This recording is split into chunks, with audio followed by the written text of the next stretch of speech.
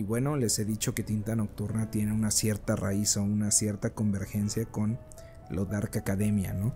Que es algo que una estética que me está embebiendo. De eso fue nuestro primer capítulo.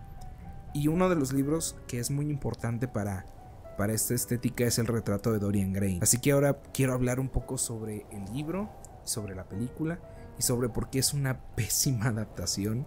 Pero bueno, no me quiero adelantar. Yendo a los datos generales, pues es un libro que, como ya superó los 100 años de su publicación, pues ya es de uso libre, ¿no? Todas las editoriales pueden sacar una versión. Eso quiere decir que hay miles de versiones. Yo, por ejemplo, me acerqué específicamente a dos. La original era la de Penguin Clásicos, la que leí durante la carrera.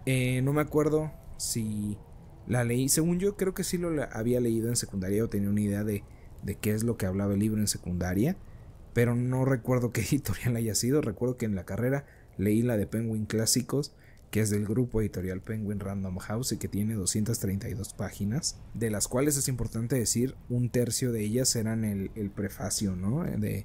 Del texto, como la introducción crítica del texto. Hablando de la historia, pues nos cuenta sobre Dorian Gray, que es un joven que ha perdido a toda su familia por diferentes cuestiones y cuyas características físicas lo hacen ser apreciado como casi un ángel, un ser de luz, de pureza, que todo el mundo voltea a ver por su belleza y que no puede pasar desapercibido en ninguna reunión de esta sociedad un poco de élite en la Inglaterra de esa época. Estoy hablando de un poco a mediados del siglo XIX para que nos ubiquemos, un 1860, 1850. Dorian termina conociendo a Basil, un artista plástico o pintor que encuentra en Dorian no solo un profundo amor, sino al mejor modelo y a la pieza faltante para revolucionar su talento y su arte. Hay un momentos en específico en donde Basil dice que él sentía que necesitaba algo para llegar a su punto álgido como pintor y que ese algo era Dorian. Y es mientras un día se encuentra Basil retocando el retrato de Dorian que un amigo suyo llamado Lord Henry ve el cuadro y queda cautivado, como todas las personas, queriendo saber más sobre Dorian y pidiéndole a Basil que se lo presente. Es así como, por la curiosidad, Henry en algún momento coincide con Dorian y con Basil mientras se están pintando, y una vez estos tres personajes se encuentran frente al cuadro que está pintando Basil, reflexionan sobre lo poco estable que es la belleza o lo poco duradera que es la belleza. Y cuando hacen este como trigger, ¿no? O como este cambio o este desencadenamiento de pensamiento sobre el hecho de que Dorian en algún momento va a dejar de ser bello porque va a crecer como toda persona, Dorian como que pierde un poco el control de sí y pide frente al cuadro de Basil que ese lienzo resienta todo el paso del tiempo y todos los daños que Dorian en algún momento experimente con su propio cuerpo. Es así como pocos días después Dorian confirma que sus deseos parecen hacerse realidad y que eso al mismo tiempo tampoco representa algo bueno. Esta premisa que te acabo de decir, que pareciera que es ya un spoiler por lo que describí y así, realmente se plantean en las primeras páginas del libro. Y ya nada más en ese momento que te estoy explicando, ya existen ciertas diferencias entre el libro y la película y su adaptación al cine.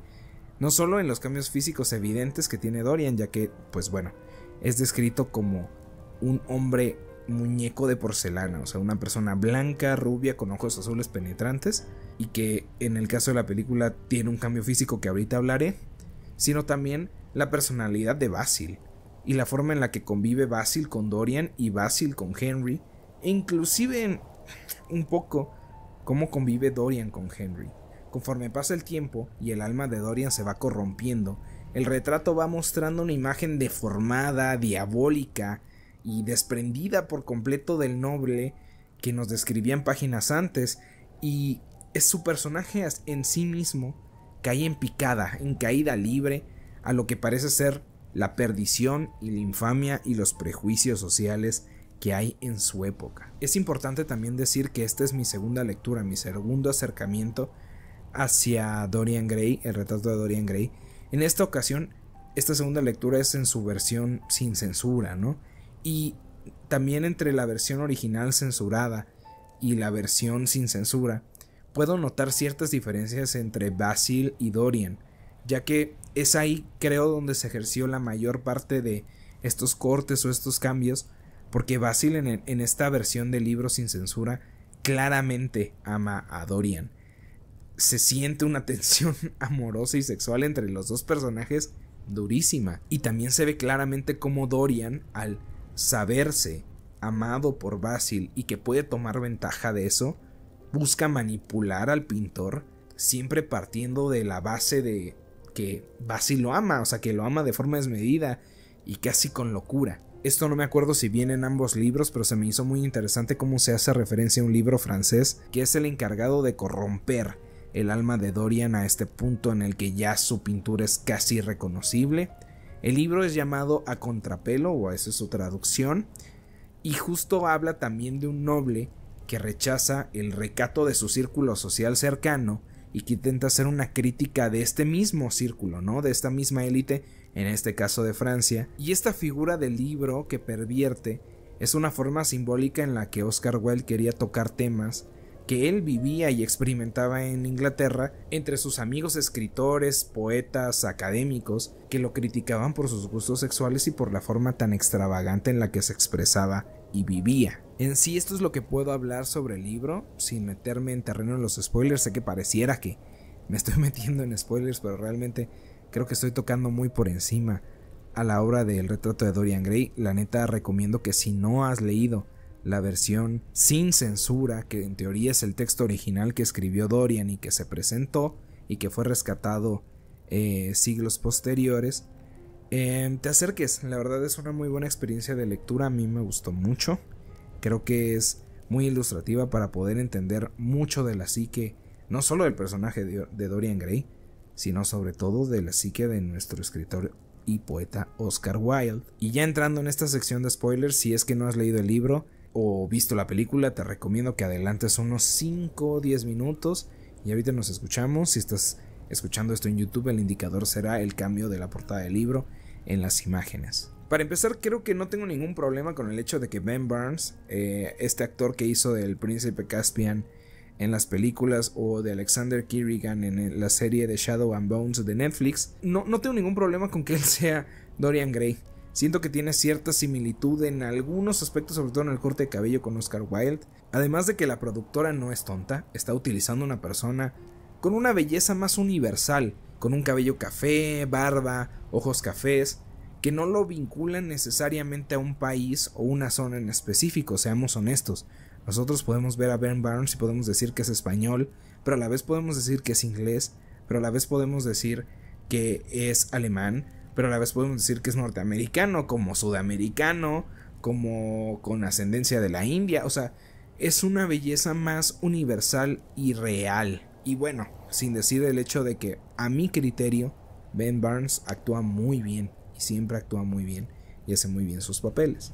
Y si bien el libro es bastante simple en su estructura, cosa que es completamente normal, pues primero, antes de ser publicado como un libro, fue publicado en un periódico como un cuento y tuvo mucho trabajo de fondo para que terminara siendo un libro. Y no solo trabajo para su concretación a que fuera una novela, sino también para su publicación, porque les digo que fue bastante censurado para que pudiese ser publicado en este periódico. Creo que este aspecto le termina dando un algo o termina afectando sobre todo en la parte final del libro. Es un final muy poco detallado. Wilde parece que lo toca por encimita y que realmente mantuvo el final de su cuento, porque sí, el cierre es bastante abrupto para lo que nos están contando, y también creo que este cierre abrupto contribuye con el misterio de la obra, pero sí se nota que no fue pensado para ser un libro de suspenso o de thriller o de terror inclusive, aunque es posible que haya impactado mucho en su época. Esto específicamente del tono thriller como medio gótico es un aspecto que es mejor logrado en la película, la verdad. Volvemos toda esta historia en un terror psicológico interesante, pero cargándose en algunos momentos con el terror más físico. Sin embargo, en este proceso se termina cargando o directamente cagando en muchas de las mejores cosas que hizo Wilde en su libro. En la película convierten a Henry en el completo culpable del destino de Dorian, cuando en el libro dan a entender que el joven se estuvo reprimiendo por años por la concepción de todos los ojos que tenía alrededor, ¿no? El hecho de que había perdido a su familia, que vivió con su abuelo, que pertenece a la alta alcurnia de Inglaterra, pero que a la vez no se le conoce mucho, y todos estos prejuicios. Y siento que la película en un inicio genera intriga de a gratis. ¿Por qué? Pues porque no tiene nada que ver con el libro desde el primer segundo, porque te muestran cómo Dorian está tirando el cadáver de una persona en el río, cosa que después se va a entender que es la muerte de Basil. Les digo que esto ya es con spoilers, ¿no? Pero, o sea, se me hace como muy explícito, el final muy diferente. Quiero pensar que esto se hizo porque si traducías directamente el libro de Wilde a la película con el mismo ritmo y todo, se podía hacer bastante lento, un poco cansino. Pero el cambiar todo, literalmente casi todo, o sea, yo podría decir que en porcentajes es un 70% cambio, 30% libro. Y al final de cuentas creo que todo este cambio no beneficia nada a la trama. O sea, sí, tal vez la hace más interesante, pero también la vuelve otra cosa que no sé qué es. Por eso, y para no seguir diciendo cosas y enojándome aquí, realmente si quieres saber de qué trata el retrato de Dorian Gray, no veas la película. O sea, no te acerques a la película. El romance que existe de Dorian con la hija de Henry, súper innecesario. Me gustó mucho, sí, que fuera una activista feminista. Se me hizo genial, congruente con el tiempo en el que se supone que dan este salto de tiempo, y porque en específico su padre pues criaba un poco, o al menos así lo hizo con Dorian, para que despertara de todo esto que era muy propio de su siglo, y de estos prejuicios y de esto chichiricheo. Pero en definitiva yo trataría la película del retrato de Dorian Gray con Ben Barnes como su cosa aparte, como algo que está padre ver después de leer el libro, pero que no es y jamás suplirá al libro de Oscar Wilde.